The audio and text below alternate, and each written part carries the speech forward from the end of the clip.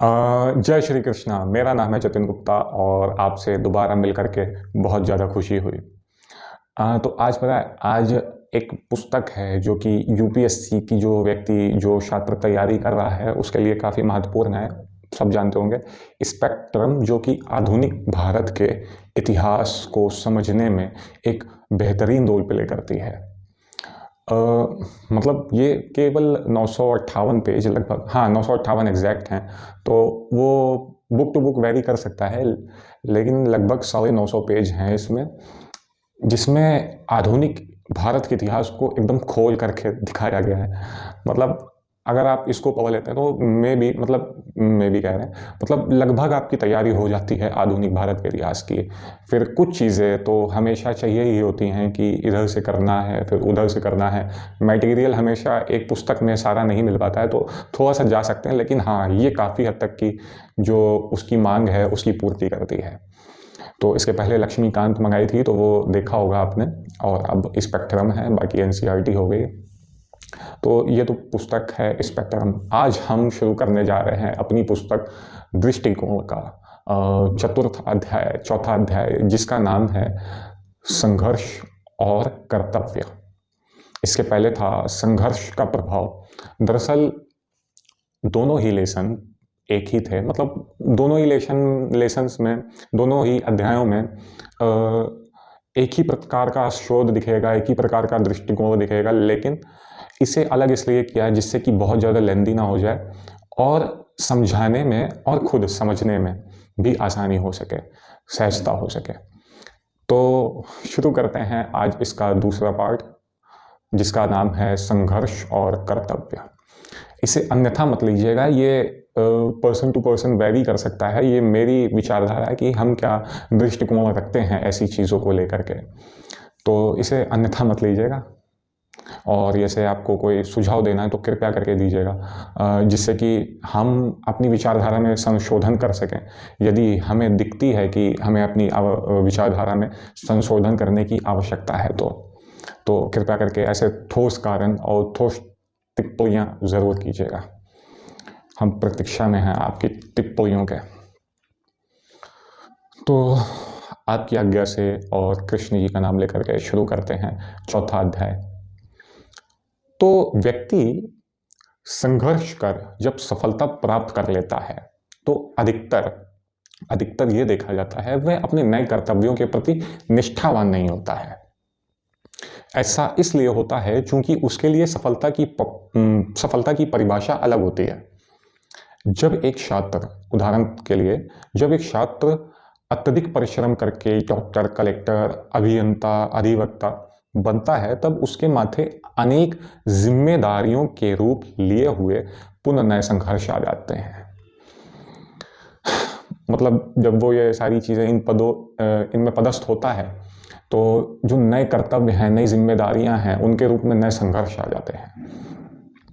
ऐसे में वह सोचता है कि अभी तो मैं कठिन संघर्ष करके इस उपलब्धि को पाने में समर्थ हो सका हूँ। मतलब जैसे अभी हम यूपीएससी की तैयारी कर रहे हैं तो काफ़ी ज़्यादा मेहनत है, आग का दरिया है और तैर के जाना है, डूब के जाना है, तो काफ़ी ज़्यादा संघर्ष है वास्तव में। तो क्या है कि अगर हम आगे चल करके जब अधिकारी बनेंगे तो काफ़ी सारी जिम्मेदारियां आती हैं, तो हम सोचेंगे अभी तो हम मुक्त हुए हैं संघर्ष से, क्या इसके ही लिए तैयारी कर रहे थे कि हमें फिर से इतनी सारी चीज़ें करनी पड़े कि हमको थोड़ा आराम मिल सके, या फिर हमको आराम मिल सके, या फिर मतलब यही सोचेगा उस समय। मतलब हम तो खैर अलग थोड़ा सा पर्सपेक्टिव रखेंगे, लेकिन सामान्यतः लोग यही सोचते हैं कि अभी हम संघर्ष करके आए, अभी थोड़ा आराम करने दो। क्योंकि हमने अपने कंफर्ट और जहाँ तक लाइफ को एक सिक्योरिटी देने के लिए, अपनी फैमिली को सिक्योरिटी देने के लिए और अपने कुछ ड्रीम फुलफिल करने के लिए ये तैयारी की थी, और अब मैं पदस्थ हो चुका हूँ। अब मेरी बारी है अपने ड्रीम फुलफिल करने की और साथ साथ अपनी लाइफ को एंजॉय करने की, कम स्ट्रेस लेकर के। तो क्या होता है, वास्तविकता में हर पद के पीछे एक सामान्य मानसिकताओं वाला एक व्यक्ति होता है। हर जो पद है, अब जैसे आर्मी है, नेवी है और डॉक्टर हैं, और पुलिस है, कोई भी हो, ये पद हैं, पद के पीछे, ये तो पद के नाम है ना, लेकिन है तो इसके पीछे एक सामान्य मानसिकताओं वाला व्यक्ति ही ना। तो जब एक आर्मी और नेवी के लिए हम क्षमा चाहते हैं, हमने गलती से बोल दिया, लेकिन उनको हम इनमें इंक्लूड नहीं करेंगे क्योंकि हमने देखा है कि वो अत्यधिक निष्ठावान होते हैं अपने कर्तव्य के प्रति, अत्यधिक मतलब ज़्यादातर लोग, इसलिए तो क्या होता है कि हर डॉक्टर, हर कलेक्टर के पीछे एक समान मानसिकताओं वाला एक व्यक्ति होता है, और एक सामान्य व्यक्ति के शब्दकोश में भोग जैसे शब्द शिखर पर होते हैं, और इसलिए वह सोचता है कि मैं परिश्रम तो पहले ही कर चुका हूं, अब ये समय भोग का है, न कि पुनः संघर्ष का। जन सामान्य का एक व्यापक हिस्सा ऐसी ही अभिलाषाओं को पूर्ण करने हेतु संघर्ष करता है। भोग विलास आदि जन सामान्य का एक व्यापक हिस्सा, कुछ अपवाद हैं, और जो एक समूह है जो अपने काम निष्ठा से कर रहा है, अपना कार्य निष्ठा से कर रहा है, तो वो उसे व्यक्तिगत ना ले। हमने एक व्यापक हिस्से के बारे में बात की है, उसमें आप नहीं सम्मिलित हैं, हमें पता है। तो जन सामान्य का एक व्यापक हिस्सा ऐसी ही अभिलाषाओं को पूर्ण करने हेतु संघर्ष करता है। हम लोगों को भी यही सिखाया जाता है कि 4 साल मेहनत कर ले, 3 साल कर ले, यूपीएससी की तैयारी कर ले, उसके बाद तो जीवन सुख है एकदम। तो यह आवश्यक नहीं है कि ऐसा सभी के साथ घटे। आप में से कई लोग ऐसे अवश्य हैं जो अपना कार्य अभी भी पूरी निष्ठा से कर रहे होंगे, और जो लोग तथाकथित सफलता के पश्चात भी भोग एवं विलास आदि ऐसे पक्षों को अल्प वरीयता देते हैं, उन सभी लोगों की दृष्टि में वह संघर्ष नहीं है जो हम एक पद या स्थिति पाने के लिए करते हैं, वो तो एक परिवेश्या है। इसका मतलब यह है कि जो वास्तव में अभी भी अपना काम निष्ठा से और पूरी ईमानदारी के साथ कर रहे हैं, तो वो ये नहीं सोचते कि हमने तैयारी के दौरान इतना ज़्यादा संघर्ष किया, रात रात बिताई। उनके लिए वो चीज़ एक तरीके से, वो ये सोचते हैं कि सफ़र खूबसूरत था मंजिल से भी, मंजिल पाने के बाद की बात है, और जो ऐसी निष्ठा रख करके चलते हैं तो वो कहते हैं कि सफ़र खूबसूरत है मंजिल से भी। तो वो ऐसी चीज़ें मान के चलते हैं, वो बहुत ज़्यादा इसे बर्डन नहीं बनाते हैं कि मैं ये कर रहा हूँ, मुझको ये मिलना ही चाहिए। ये खुद ही एक इन्जॉयमेंट है। सफ़र में चलना अपने आप में बहुत आनंद की बात होती है। उसे ऐसे नहीं लेना चाहिए कि हमको ये करने के बाद ये चीज़ मिल ही जाए, और जब मिल जाएगी तो इसका मतलब ये नहीं है कि हम उसके प्रति निष्ठावान ना हो, क्योंकि निष्ठावान हम तब नहीं होंगे जब हमें लगेगा कि हमने इसको पाने के लिए बहुत कुछ पे किया, अब मेरा मन है कि हम अपना रिटर्न लें। हम लोग देने के लिए गए हैं, ना कि लेने के लिए। ये चीज़ आवश्यक है, और ये चीज़ मस्तिष्क में रखनी चाहिए, जो कि व्यापक हिस्सा नहीं सोचता है। इसलिए लापरवाही अधिकतर सरकारी डिपार्टमेंट में लापरवाही और अनिश्चितता दिखती है हम लोगों को। तो भोग एवं विलास आदि ऐसे पशुओं को अल्पवरीयता देते हैं, उनकी दृष्टि में वह संघर्ष नहीं है जो हम एक पद या स्थिति पाने के लिए करते हैं, बल्कि वह एक परिवीक्षा है। परिवीक्षा मतलब होता है ट्रेनिंग। वो बस एक ट्रेनिंग होती है एक व्यक्ति के जीवन की। वो ट्रेनिंग पूरी कर करके वो सच में तैयार हो पाता है कि वो कुछ कर सके समाज के लिए, और वो जिस पद में पदस्थ है उसकी जो परिभाषा है उस पर खरा उतर सके। ये ट्रेनिंग हमें ये सिखाती है। जब आप यूपीएससी की तैयारी करते हैं, यूपीएससी केवल इसलिए तैयारी नहीं, मतलब उसकी मांग ये नहीं है कि तुम केवल एग्ज़ाम निकालो, आप एक केवल एग्ज़ाम निकालो, बल्कि वो आपको तैयार कर रही होती है। बस हम ही लोगों की अप्रोच गलत हो जाती है कि वो एक परीक्षा है, ये एक संघर्ष है। यदि हम लोग इसको एक ट्रेनिंग माने तो भविष्य में एक बेहतर अधिकारी बन सकते हैं। तो वही लिखा है आगे, जिससे ये परिवीक्षा है, जिससे हम लोग ये सीखते हैं कि संघर्ष तथा कर्तव्य निष्ठता के साथ हम कैसे सफलता प्राप्त कर सकते हैं। और जैसा कि हमने कहा, सफलता का अर्थ पद या स्थिति मिल जाने से नहीं है। सफलता से तो आशय है अपना कार्य पूर्ण ईमानदारी से करना, लेकिन हाँ, पद या स्थिति मिल जाने से ही सफलता की शुरुआत होती है।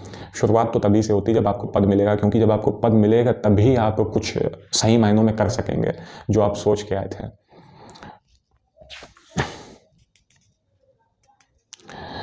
इसमें एक बात हमने लिखी है कि इसके साथ ही एक पद या स्थिति मिल जाने पर आप एक सफल छात्र और अपने मूल्यों व कर्तव्यों के साथ अपना व्यावसायिक जीवन व्यतीत करने पर आपको एक सफल मनुष्य की संज्ञा दी जाती है।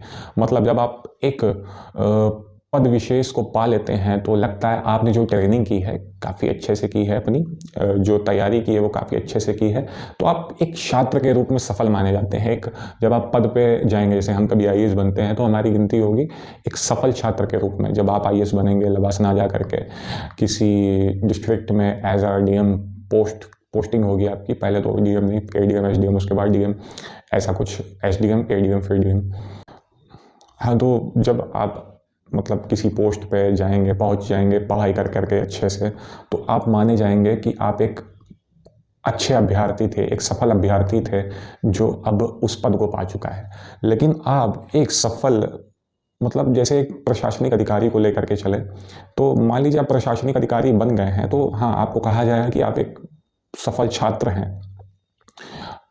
लेकिन जब आप उस पद पर रह करके एक प्रशासनिक अधिकारी के रूप में रह करके समाज के लिए बेहतरीन योगदान देंगे, समाज को नए इनोवेटिव आइडियाज से मतलब निखारेंगे, तो आपकी गिनती आएगी एक सफल प्रशासनिक अधिकारी के रूप में।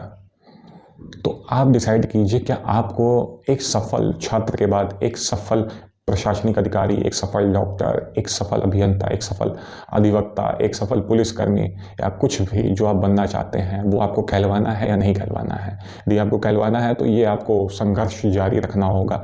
और ये जो कुछ तत्व होते हैं जो हम लोगों को आकर्षित करते हैं, जो हम लोगों को मजबूर करते हैं आराम मतलब एक नौकरी पाने के बाद एकदम उदासीन हो जाने के लिए, कृपया करके उससे दूर रहिए। तो यही था आज का लेसन। अजीब लग सकता हो मे भी किसी को, या हो सकता हो समझ में नहीं आया कि क्या कहना चाह रहे हैं, लेकिन बस हम यही कहना चाह रहे हैं। अगर इसको समराइज़ करें तो अभी जो हम लोग कर रहे हैं इससे ज़्यादा संघर्ष आने वाला है जीवन में। अभी हम ये सोच करके ना चले कि आगे चल करके जब हम पदस्थ हो जाएंगे तो हमारी जीवन आरामदायक हो जाएगी। जीवन आरामदायक बनाने की विचारधारा से जो करते हैं वो एक मतलब प्रोडक्टिव अधिकारी नहीं बन पाते हैं, उतने ज़्यादा अच्छे अधिकारी नहीं बन पाते हैं, उतने ज़्यादा क्या बिल्कुल भी अच्छे अधिकारी नहीं बन पाते हैं। और जो ये सोच करके चलते हैं कि अभी हम तैयारी कर रहे हैं जिससे कि जब हम पदस्थ हो जाएं तो हमको अधिकाधिक योगदान करने का एक तरीके से मौका मिल सके, वो राज़ी हों आगे भी एकदम अपना कार्य निष्ठा से करने के लिए, और इसको बस एक माध्यम चुनते हो, माध्यम जानते हो कि यदि हमको इतना योगदान देना है भविष्य में तो एक माध्यम है जिससे हम आगे चल के इस परीक्षा में सेलेक्ट होंगे और अपना जो योगदान है वो देने में भी सफल होंगे सही मायनों में। क्योंकि योगदान देने के लिए बहुत सारे माध्यम है, लेकिन ये एक प्रत्यक्ष माध्यम बन जाता है और काफ़ी बड़ा दायरा भी होता है इसका, क्योंकि योगदान सभी कर रहे हैं लेकिन अलग अलग दायरे में, अलग अलग अंश में कर रहे हैं। तो ये क्षेत्र आपको, ये मार्ग आपको काफ़ी ज़्यादा एक अपना योगदान का अंश बड़ा करने का मौका देता है। तो बस मेरी यही विनती है कि यदि आप कुछ बने तो एक बार आप इमेजिन करें कि यदि मैं बनता हूँ तो मैं बनने के बाद क्या करने वाला हूँ। बाकी सुख शांति बनी रहे वो सारी चीज़ हैं, लेकिन इतनी भी ज़्यादा ना हो कि केवल वही हो और वो दिखे ही ना जिसके लिए आप बने हो, मतलब उस पद की परिभाषा में आप खरे उतर सको। बस मेरी यही विनती है कि आप ऐसा सोचें, क्योंकि यही एक माध्यम है जिससे कि आजकल जो लापरवाही है, अनिश्चितता है, वो दूर की जा सकती है। यदि हम सभी बेहतर होते चले गए तो सारी चीज़ें बेहतर होंगी। बस समस्या यही है कि लोग अपना कार्य ही नहीं ईमानदारी से कर रहे हैं। वो उनको भी बचपन से ये सिखाया जाता है कि बेटा सरकारी जॉब कर ले या कुछ भी ऐसा कर ले कि लाइफ सेटल हो जाएगी। ये चीज़ें लाइफ सेटलमेंट के लिए नहीं है, ये सारी चीज़ें सेवाएं हैं। ये सेवाएं आपको देने के लिए बनी हैं, ना कि आपके लिए सेवाएं बनी हैं। आजकल पता नहीं क्या है कि ऐसी मानसिकता बन गई है कि मान के चलिए जैसे हम कल को इंस्पेक्टर बनते हैं तो एक सेवाकर्मी है, वो उसका धर्म होना चाहिए, उसका कर्म होना चाहिए, जो उससे बन सके और जो उसके दायरे में हो वो चीज़ वो करे, निष्ठा से करे। लेकिन वो उस पद को खुद के लिए सेवा समझने लगते हैं। तो चीज़ें बुरी होने लग जाती हैं। तो ये दुर्भाग्य है कि व्यक्ति के भीतर ऐसी सोच के बीज बोए जाते हैं जो कि आगे चल के काफ़ी ज़्यादा खतरा बनेंगे भारत के विकास को देखते हुए। और सारी चीज़ें, अन्य देश जो हैं वो ऐसे निखरते हुए चले जाएंगे और हम लोग बस यहीं ठुनठुना बजाते हुए रह जाएंगे। क्या कहते हैं, ठुनठुना ही बोलते हैं ना उसे, तो वही करते रह जाएंगे यहाँ पे हम लोग। तो कृपया करके सोचिए, एक बेहतरीन पर्सपेक्टिव, बेहतरीन नहीं, बेहतर पर्सपेक्टिव, एक पॉजिटिव पर्सपेक्टिव लेकर के चलिए। अगर आपको यही सारी चीज़ें करनी है तो काफ़ी अन्य चीज़ें हैं, उनको देखिए। बाकी एक पद को बर्बाद मत कीजिए अपने व्यक्तिगत स्वार्थ के लिए। बस हम यही कहना चाहते हैं इस वीडियो के माध्यम से और इस अध्याय के माध्यम से। यदि कोई भी बात गलत लगी हो तो उसके लिए क्षमा चाहते हैं। और भविष्य में आने वाली वीडियोज़ जिनमें हम आगे के अध्याय बताएंगे उनमें आपका सहयोग चाहते हैं, आपकी आज्ञा चाहते हैं। तो चलिए, तब तक के लिए धन्यवाद और खुश रहिए। जय श्री कृष्ण।